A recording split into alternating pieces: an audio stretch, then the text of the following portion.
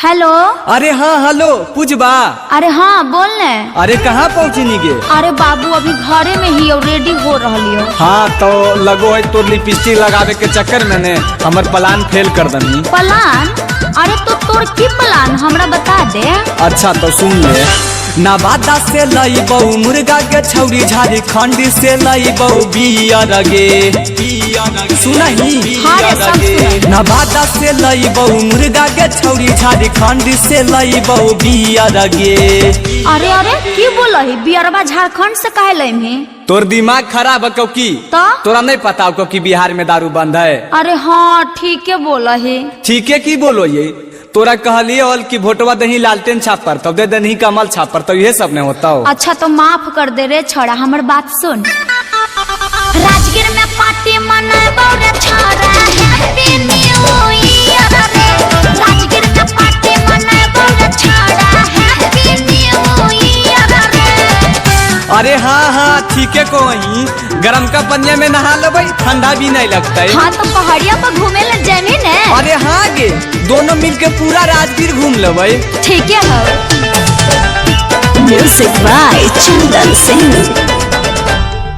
नया साल के पहला दिन संग ही बीतैबै, संग ही में घूमबै मजा मस्ती उठाएबै। हाँ हाँ बिल्कुल राइट। नया साल के पहला दिन संग ही बीतैबै, संग ही में घूमबै मजा मस्ती उठाएबै। देवगिरी तिंग कार्ड लाके सुनो हमारा दियर गे। देवगिरी तिंग कार्ड लाके सुन हमारा दियर गे। अरे तो ग्रीटिंग कार्डवा महंगा वाला लिए, पिछला साल 10 रुपया वाला दे देले हली। अच्छा अबरी पूरे 50 रुपया वाला ला के देबो, चिंता मत कर।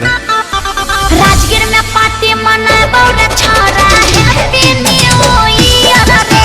राजगीर में पार्टी मनाबो रे छोरा, हैप्पी न्यू ईयर रे।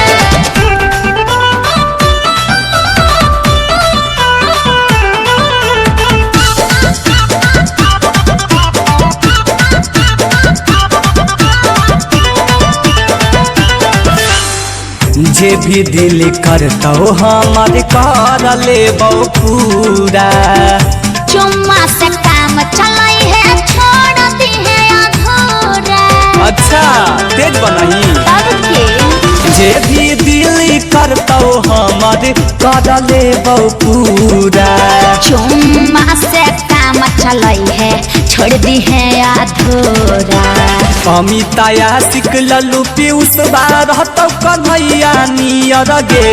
अमिताया सिक लल्लू पीयूष रहतौ अखिलवा नियर गे।